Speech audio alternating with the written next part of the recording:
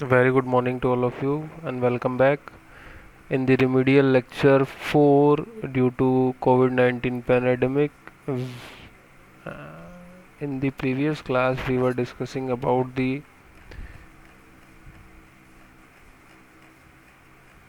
selection of spillways, the criteria for getting spillways selected. We were discussing this.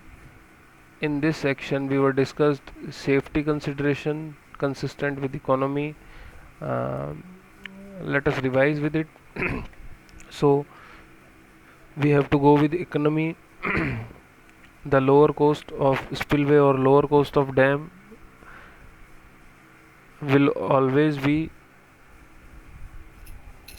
good. Hydrological and site conditions are the second criteria, selection criterias. Third criteria is type of dam, in which I have told you about the making a table in which on the left hand side you have to mention the dams, and on the second side or another side, or you can say left hand side, you have to mention the spillways. For earth and rockfill dams, uh, and the shut and augie spillways. For arc dam it is free fall or morning glory or chute or tunnel spillway. Or gravity dams, for gravity dams augie spillways are mostly used. Purpose of dams and operating conditions. So we were discussed about the fixed level crest and non-gated crest. Next is conditions downstream of a dam. So heavy floods, hydrograph, we will discuss them in detail. And nature and amount of solid materials brought by the river, we will discuss that also. Now, most important spillways are chosen for a particular project. So what will be the advices, what will be the advantages, non-advantages, the particular site conditions, favorable conditions, non-favorable conditions for the spillways are discussed here only. We will discussing that in today's lecture. So first we will start with augie spillway. Augie spillway is most commonly used with gravity dams, which I have earlier told that gravity dam is constructed with augie spillway. It is also used with an earthen dam, rockfill dam, and with a specific gravity structure. So one thing has to be noted that augie crust can be used as control in almost all types of spillways. Augie crest has to be used as control in almost all types of spillways, and it has got the advantage over other spillways for its high discharging efficiency.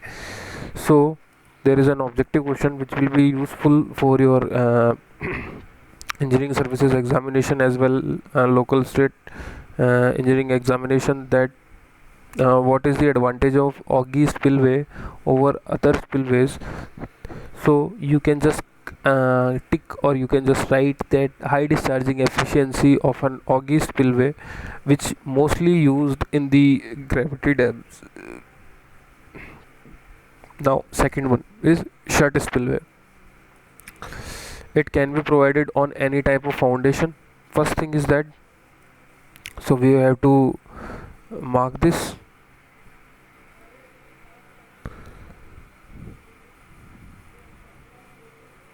uh, it can be provided on any type of foundation. It is commonly used with earth and rockfill dams. It becomes economical if earth received from the spillway excavation is used in dam construction. So it is an important aspect that when you are constructing a spillway, then excavation is going to be done, and the earth which is received from the spillway excavation can be used in the dam construction. What are the adaptations of shut spillway? It should normally avoided on embankments, मतलब embankments के ऊपर shut spillway का construction नहीं होना चाहिए. So it is the main adaptation, or you can see the disadvantage. Second thing is that availability of space is essential for keeping the spillway basins away from the dam paving.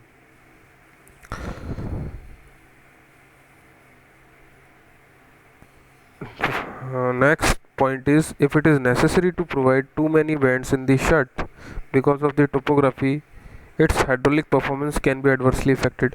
So this is the important criteria as regarding safety, that chute spillway is chute spillway should not be provided with too many vents, as they affect its hydraulic efficiency or hydraulic performance, you can see.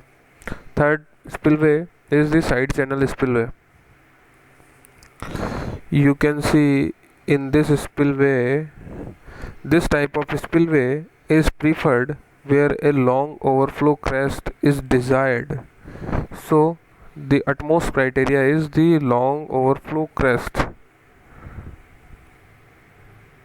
Long overflow crest is desired in order to limit the intensity of discharge.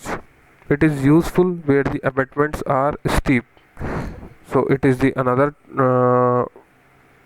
important aspect. Abutments are steep, and it is useful where the control is desired by the narrow side channel. The factor limiting its adoption is that this type of spillway is hydraulically less efficient. So you can say this type of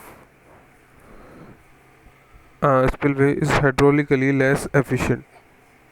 Okay, so we'll move further on the shaft spillway, or you can say morning glory spillway. This can be adopted very advantageously in dam site in narrow canyons. So this is the important thing, that the use of shaft spillway or morning glory spillway can be advantageous in the dam site in narrow canyons.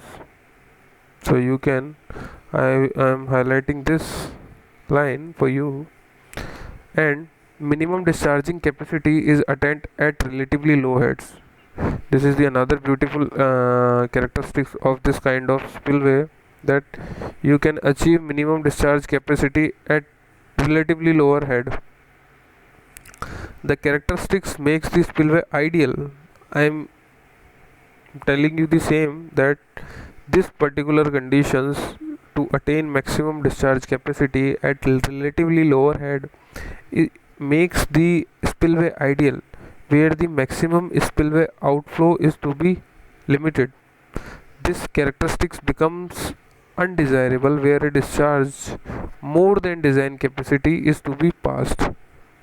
So when you have a unbearable discharge, or the discharge which is more than the design capacity has to be passed from this spillway, then the ideal characteristics of this side channel spillway, no sorry, shaft spillway, or you can say morning glory spillway, becomes undesirable. This spillway can be used as a service spillway in conjunction with an emergency spillway. The factor limiting its adoption, this line is too very important. What is the factor which is limiting its adoption? Is the difficulty of air entrainment in a shaft which may escape in bursts, causing an undesirable surging. So what is the limiting factor for the adoption of this particular kind of spillway? That the air entrainment in the shaft which may escape in bursts, causing an undesirable surging. Okay, so we will again see this. The ideal condition for a shaft spill